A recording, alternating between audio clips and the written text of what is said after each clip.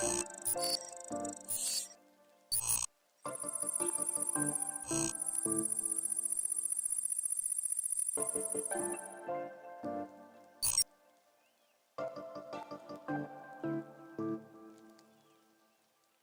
guys, it's Richard of Afishionado channel. Today we're going to somewhere very special. I'm very excited. My friend Shane here, he's gonna tell us where we're going. ORA.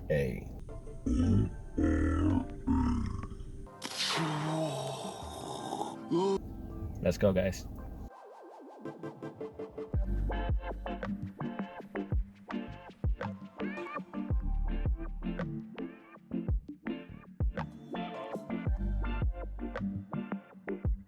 We're here with Jordan. He's the director of sales at ORA, and he's going to answer a few questions that has to do everything to do with ORA. First of all, what is ORA? ORA is the largest aquaculture facility in the world for marine ornamentals. We do a vast array of animals, everything from the common clownfish, blennies, gobies, filefish. We've now expanded into sharks. We've got urchins, we've got snails, we even do macroalgae. Quite a humble beginnings. A facility in the Bahamas shut down. They gave us all of their equipment to kind of lay the foundation for what would then become Oceans, Reefs, and Aquariums. By 1996, we had become an entity producing the common clownfish, Amphibion ocellaris. After that, it just went from expanded into different species of clownfish, different species of dottybacks, supplying retail stores all over not only America, but also the world, with captive bred alternatives to wild-caught marine fish.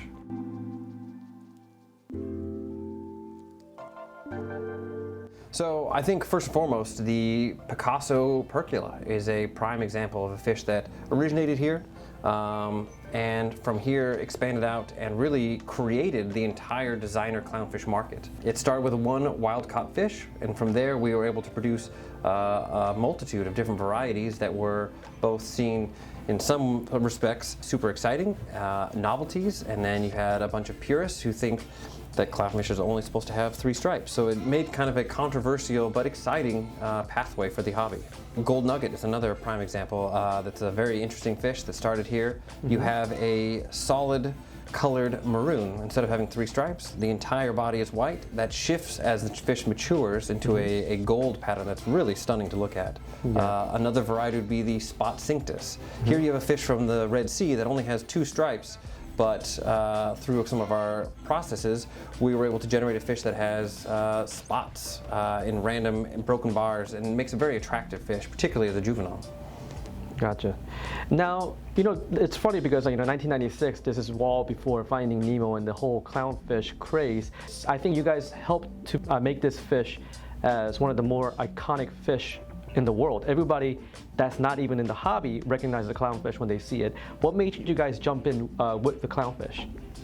Clownfish are the most quintessential aquarium fish. It's the one fish that not only is easy to raise, relatively speaking, in terms of all the other varieties, but you can produce them in large numbers. They are attractive, they're colorful. I think they appeal to people on multiple levels, both on their charming personalities, their bright colors, and even their price point.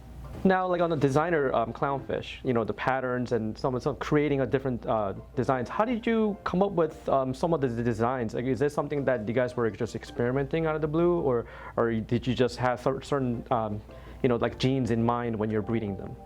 So I think that's it was 2 parts. It was one, you get aberration within any large population of fish. When we're breeding fish and raising them in such vast numbers, you will find 1 or 2 that stand out, both in pattern, both in color, and you take those random, naturally occurring genetics and you expand them. You see where they go, see what they can lead to. On the flip side of that is you do take known genetics that are established and you work with them. You blend 2 together, you mix in, you outcross. It helps you bring in a whole new types of patterns, an entire palette of creativity that you can find with these fish. What are the new variations that would you like to work with? I think most importantly for us at ORA, the idea is much bigger. We are focused on expanding the availability of a captive bred alternative to regular hobbyists. We want them to not only have an attractive pair of clownfish, but also to be able to have all the other reef fish, maybe even not even reef safe fish, that they're able to put into an aquarium that doesn't have to come from the wild. And that includes corals, and that includes invertebrates, and even their cleanup crews.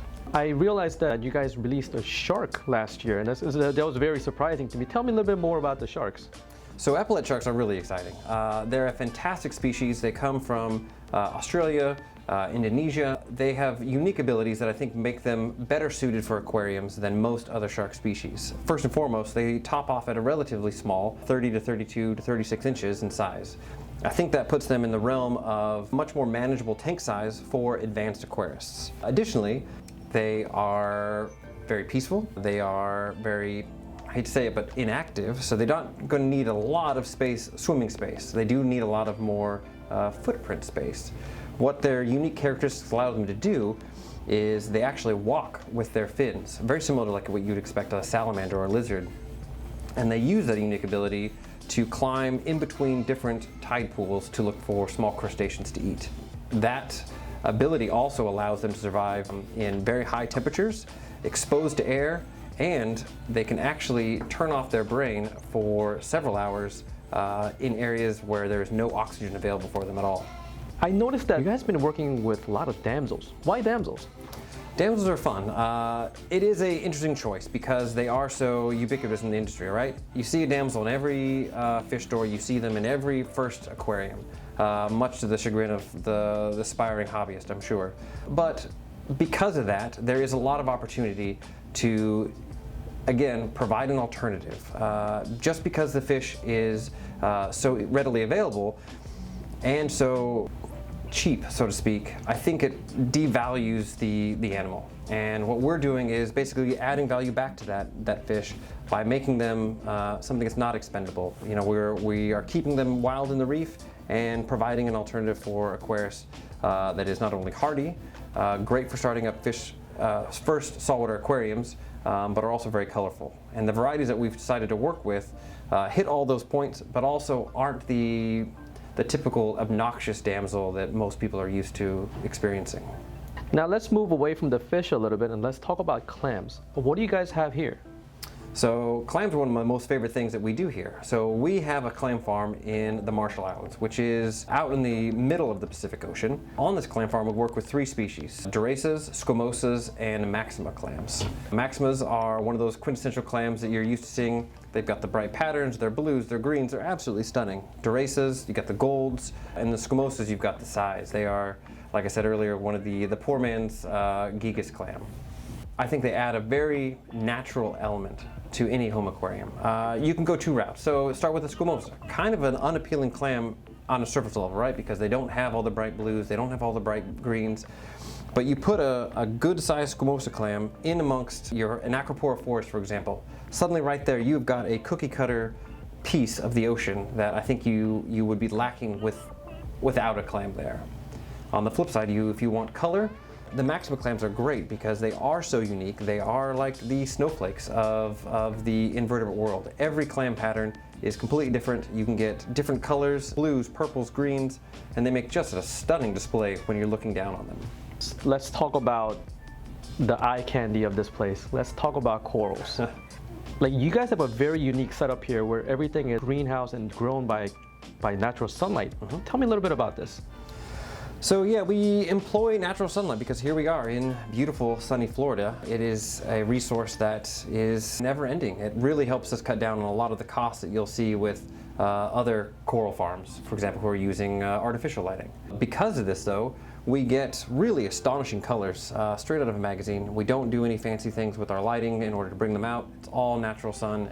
It makes for a very tough, very colorful coral. How do you keep the elements in check? A multitude of environmental things help us. We use air movement is probably one of the biggest things. Giant fans get hot air out of the greenhouse or even out of our hatcheries and flush in with nice, fresh, cooler air.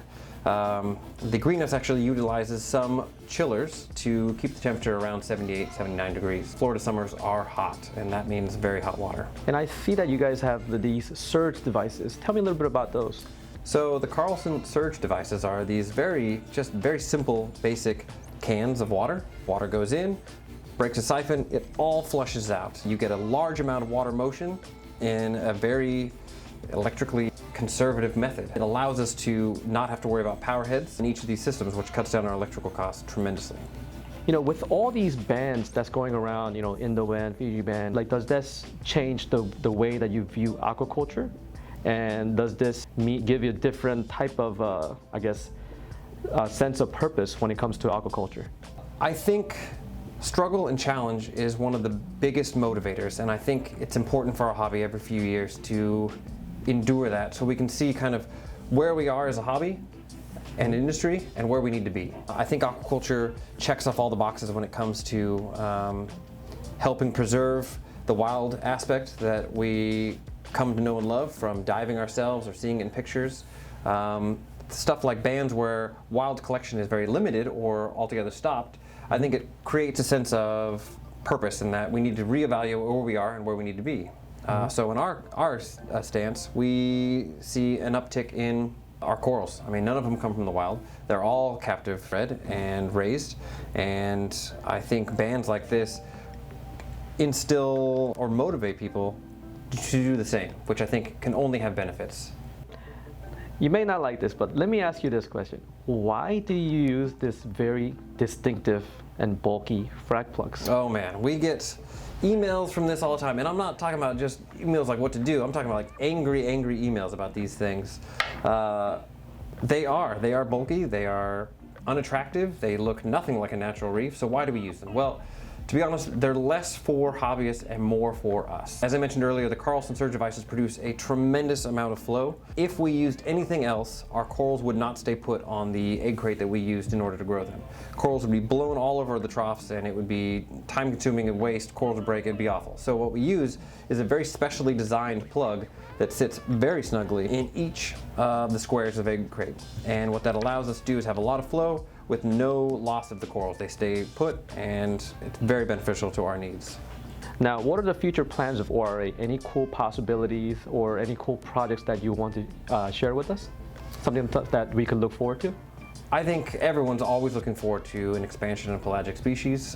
People want wrasses, people want angels, tangs particularly. They want all of these as an aquaculture alternative. They know the benefits of aquaculture, and we every day are striving to work that and provide that to average aquarists. So I think you're going to start seeing a lot of that coming from us in the near future. First and foremost, we really appreciate all the support of aquarists. We could not do this without your support. Go out there, support aquaculture in any form, and thank you so much.